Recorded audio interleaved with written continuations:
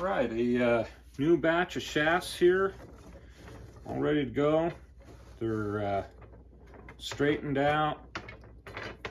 Everything's set to go, but we need to start getting these things matched so that we know they'll shoot out of our bow properly, which means we need to spine test every one of these and batch them together based on spine.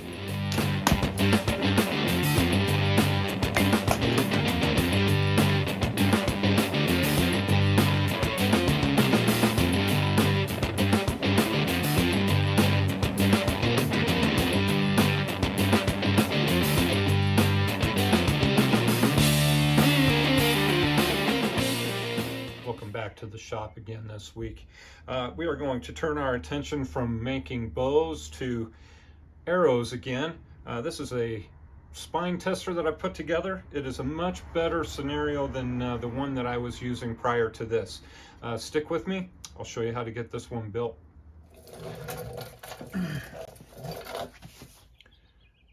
Okay guys, up to now this is how I have been testing my spine on arrows. And we've got two posts that are 26 inches apart. I'm gonna lay my shaft across there with the grain oriented, of course, vertically. And then I would take my gauge here and get right up to the bottom of the shaft, zero it, and then hang a 2-pound weight on there. Take my reading, -0.21, and then read it against here. That can't be right. Oh, 0.72. All right, so to 0.72, this thing's running about 36, a spine of 36 pounds. And I would go through this process with every one of my shafts. Now, that is a pretty reliable and easy way to do it. It's easy to put together, but this particular method of testing is quite cumbersome. So it's hard to get exactly right with the measuring gauge. You're having to zero it, and everything's got to be in place, and it tends to move around on you. And not only that, when you take the reading, you know, you're having to crane your neck over here to try and see what it is that is going on. My desire is to get something that's going to work a lot easier, you know, like this.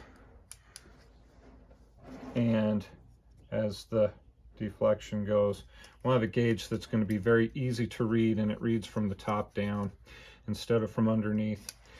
It'll be something that we can hang on a wall or on a shelf, as I'm going to do, and very easy to set up, zero, and use. So that is the intent here, is to graduate from this guy and into something much easier to use.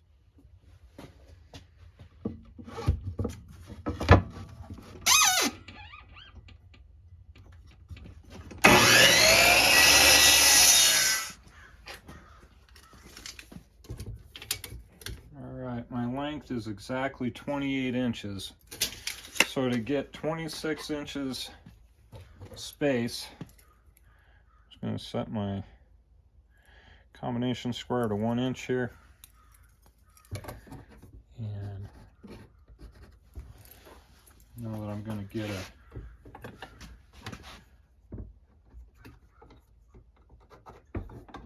good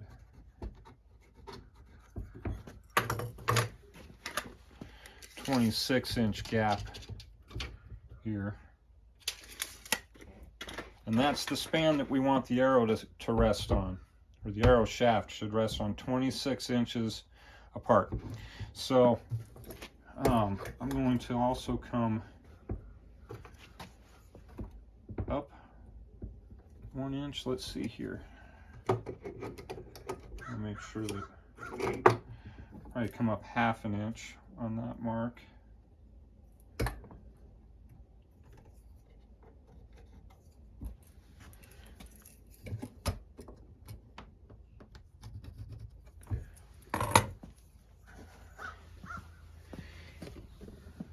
and that will become our drill spot. We're going to drill holes right here to put some pegs in so that the arrow can suspend across that length. All right, here's the dowel I'm intending on using to suspend the arrows between, but we got to get the right drill bit size to figure out what we're going to do. So here's a 1/2 inch, and that'll be way too big. 3/8. Well, that's going to be a tight fit, which is exactly what we're after.